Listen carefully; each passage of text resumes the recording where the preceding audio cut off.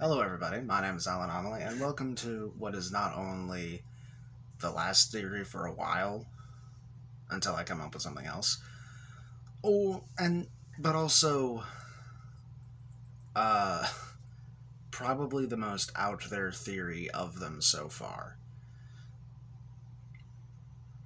aside from maybe the Watts Death one. Well, the Watts Death one I wouldn't say is out there. It's just unlikely that they'll do anything with it. This is definitely the most out there one. So we're once again focusing on the final bit of Volume 8. In this case, the portals. Not just the central location. We talked about the central location already. I want to talk specifically about how the portals themselves work. So, whenever they first present the idea of the portals to Ambrosius, he mentions that he needs the specs and coordinates for every door, or he needs to account for the huge influx of traffic from one side to the other. And probably the most interesting part is the manipulation of space-time, which confuses me. Now, okay, I understand you need to manipulate fabric of reality in order to make a portal from one place to another, but you would only need to manipulate space for that. In my mind, anyway, I don't see why you would need to manipulate time to get all those people from Mantle and Atlas to Vacuo. Space, absolutely. You're going from one point in space to another that much faster than you normally would otherwise. So, space, yes, manipulate space all you want. That makes sense. The time thing doesn't, unless he genuinely did send them through time, which is what this theory is. So we know that the last time the staff was used was to raise Atlas at some point after the Great War. Now, where the staff was before that and what it was used for before, no idea. We have nothing on that. We have absolutely no idea. We know that at some point a previous Oz incarnation used the lamp to ask Jin 3 questions about where the other relics were, what they can do, and how to defeat Salem, or how to destroy Salem, rather. And we know the sword and the crown were used during the Great War, all of which were before they were locked away. And we know one question was used again before the lamp was locked away. That's why there were only 2 questions thus far. Ruby's, what is Oz hiding from us? And Cinder's, what do Ruby and her friends have planned?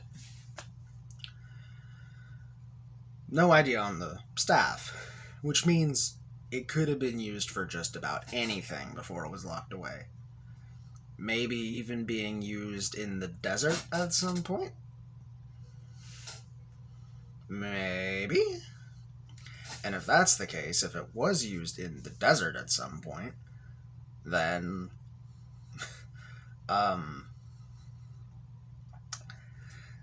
that would tie into this theory. That would tie into this. That with Ambrosius being literal, maybe the Vacuo that he sent them to isn't the Vacuo that they're thinking of. It's the Vacuo in his mind, which would be the Vacuo from before Atlas was lifted, which means that it would have to, at the very latest, be just after the Great War. But I'd like you to keep in mind, I have zero expectation of them going along with this. I have zero expectation of that. It's just something I'm throwing out there because the wording of time-space is weird to me. But if the staff was used at some point before it was locked away, and it was used in Vacuo, then Ambrose's mind would default to the Vacuo that he would have known back then. Which, in turn, would make the portals manipulate space and time. Space, Mantle and Atlas to Vacuo. Time, present, back to roundabout Great War territory, if not before.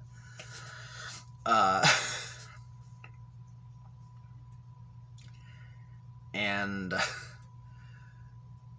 this would mean that there's 80, around about 80 years difference between where the Aesops are and Crow and Robin and where all of the Vacuo refugees are. All the citizens, 3 of the Happy Huntresses, Joanna, May, and Fiona, the Shnees, Ren, Emerald, Nora, and Osp and Oscar. If they are indeed in the past, then that might also explain the whole Emerald Scroll not working. The show says that it's because of the sandstorm. I don't know how... I don't know how much Remnant signal is messed up by sandstorms, even considering how dangerous the ones at Vacuo are. And also, I don't really recall that being a thing in the novels, but also it's been a minute since I've gone through the Vacuo Team Coffee novels, so it's been a minute for that.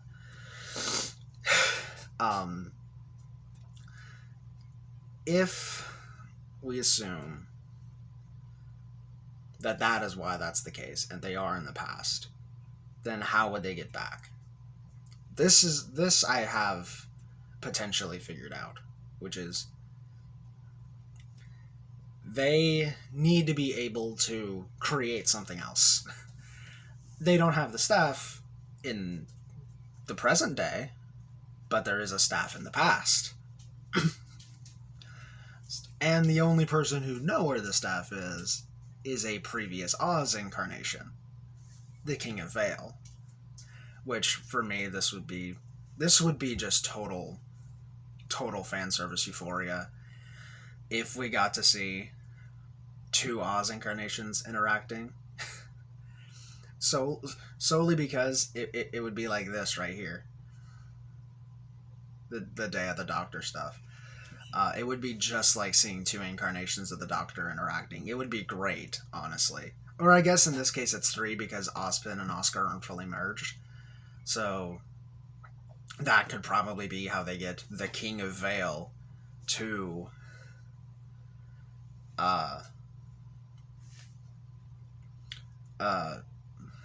work with them to realize, oh, that actually is one of me. So if they get the King of Vale to work with them, the King of Vale knows where the relics are. So he could help them find the staff, perhaps actually used in Vacuo in this case. That way it kind of retroactively sets up that Ambrosius would have sent them to the past in the first place. But the only way that they can create something with Ambrosius is through some form of reference. So they need to know how to make a time machine. Well, who can help with that if not the person that has all the knowledge in the world? Jin. So this is an interesting one, because Jin's rules are 3 questions every 100 years, and she can't answer anything that has to do with the future. However, there is no rule stating that she can't give you a what-if scenario. There's no rule stating that she can't tell you, oh, if you were to build a time machine, this is how you would do it. Here's your blueprints. Copy those blueprints down, take them to Ambrosius, and he creates the time machine. Now, I know someone's probably going to be like, well, if they have the staff and the lamp in the past and they're going to go back to the present, why don't they just take them? They can't. Because we're operating on circle theory here. If you've ever seen Bill and Ted's Excellent Adventure, that movie also operates on circle theory. The idea that even if you go back in time and mess with something, it doesn't matter because that's what the original history was anyway. You messing with time was what originally happened. George Carlin's character Rufus has to go back in time to help Bill and Ted because that's what the original history was that Rufus came from the future to help Bill and Ted with their history assignment. That way, society is set up for the future. It's not that he has to make sure it happens, it's that that's just what the history was. That's why he goes back and helps them. So, RWBY, I believe, would operate on that same principle. If there is time travel in RWBY, I think it would operate on circle theory, that way you can just change things. This is how the first question gets used. That's why I mentioned bringing up Jin and having her do a question, having her answer how to make a time machine. That's the first question of these three. How to make a time machine, we find out retroactively. What is Oz hiding from us? What do RWBY and her friends have planned? And there's the three questions. So they can't bring the two relics with them because of circle theory. They can't. They might be able to do is leave some sort of hint behind for themselves in the past for something in the future. I don't know. That could happen. That's part of circle theory. But if